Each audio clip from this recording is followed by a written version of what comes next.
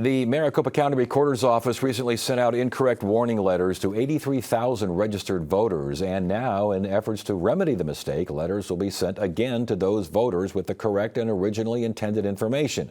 Mary Jo Pitzel of the Arizona Republic and azcentral.com has been covering this story. Mary Jo, good to have you here. Let's just start with what 83,000 letters sent to people mistakenly. What's going on there? It's a mix-up as we're learning, a miscommunication between the recorder's office and the print shop that produces the letters. Maybe there's a little bit of blame to go each way, but what really blew this story up, aside from voters being alarmed to get these letters in the mail that say, "Have you moved? If you have, then you will. We're going to take you off the voter rolls, or we'll make you an inactive voter." The other thing that drew a lot of attention to this is that Recorder Heap said, this was totally the fault of the vendor. We had nothing to do with it. We got emails that showed it wasn't quite that way. Yeah, well, okay, I want to get to that in a second here because that's a new twist on the story. But again, the letter was sent out saying, "Have you moved?" And basically that what you applied for a driver's license in another state. There's a shot of the letter right there. And so if you don't do something in 90 days, you're off the voter roll? Yeah. Well, I mean, that's part of like routine voter list maintenance.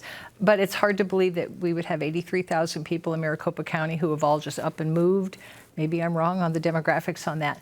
But the letter that was intended to be sent was meant to address this glitch that was discovered last September that found that there are about 83,000 voters in Maricopa County whose registrations don't show proof of U.S. citizenship. And because in many cases, it wasn't required when they first signed up to vote or first got a driver's license, which can serve as a registration proxy. But the law now says you got to prove citizenship.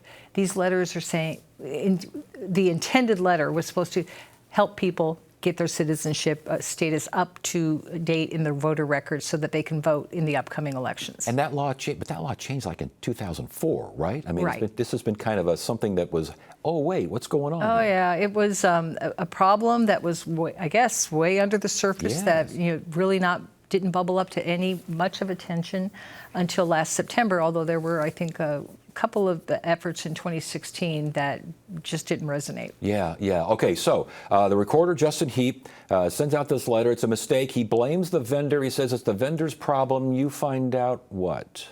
Public records that we obtained show that correspondence between Heap's office and the printer showed that there's a little bit of blame to go around. But most importantly, the letter, the one that you showed, that went out to voters was approved by somebody in Heap's office. The names were redacted from the email. So they gave the go-ahead, and the printer's there to do what they say, and they sent these things out. As more information was requested, it turns out that the vendor says, well, yeah, we got this mixed up with another letter that you wanted us to send out, but we sent you the link of what was going out. Right. But okay, we're not going to make a big deal out of it. We don't want to finger point. We'll send out the correct letter and we'll eat the cost. Ooh. Yeah. And this is a longtime vendor with the county, correct? I have not checked how long. He's been portrayed as a longtime vendor. Yes. Recorder Heap, late Monday night, put out a news release to sort of clarify this, taking some responsibility for this, saying mostly it's a miscommunication, but that he still thinks that the bulk of the blame lies with the vendor. But the email exchange really doesn't quite support that. It's a little more nuanced. Yeah, it doesn't quite reflect that. Okay, you mentioned that people got this letter and they had to have been surprised. You talked to some of these folks? What was the response? Oh, it wasn't hard to find them. Yeah. When your voter registration's, at risk, people sort of light up. They were first confused. Some thought maybe it was identity theft. But there's ways you can check to see what your driver's license status is and what your voter registration status is. Others thought maybe this was a hack. And then they just got mad because they didn't have answers. So they called the recorder's office, and guess what? The phone lines are jammed.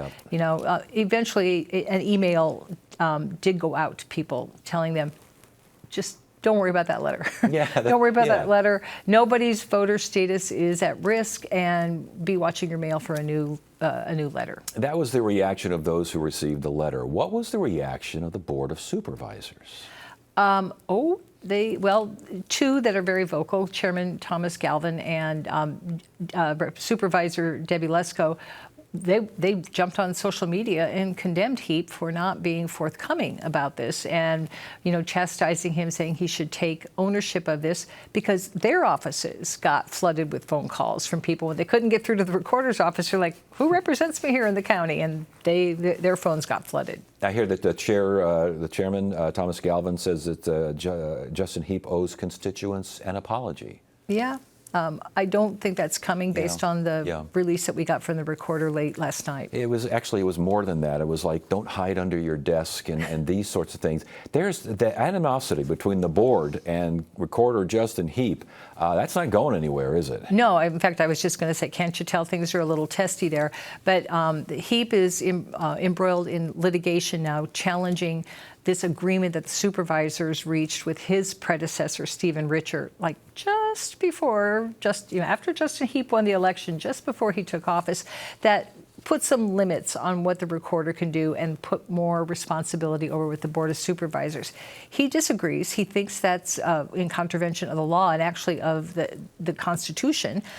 So we're in court to see what's going to happen. A countersuit by the Board of Supervisors, right? There was a countersuit involved? Yes. What the hope is that they will get to the bottom of solving this issue of, okay, what are the recorder's duties? What are the Board of Supervisors' duties as written in law? They've sort of bounced around over the years. It's I don't know if we can call it irony, but voter registration is one of the things that they're kind of tussling over, and we just had a bunch of letters sent out regarding voter registration that was not accurate. Yeah, I don't think voter registration is a real issue. It's pretty clear in the law that the recorder is in charge of that. That's really? Okay, because I know that's in his lane. But some of the things that he wants to do with more, it goes to equipment. Basically, wanted to stand up a whole nother office. All right, but these folks, these 83,000, if you're watching right now, don't worry. The first letter was wrong. The second letter is right, and it's in the mail.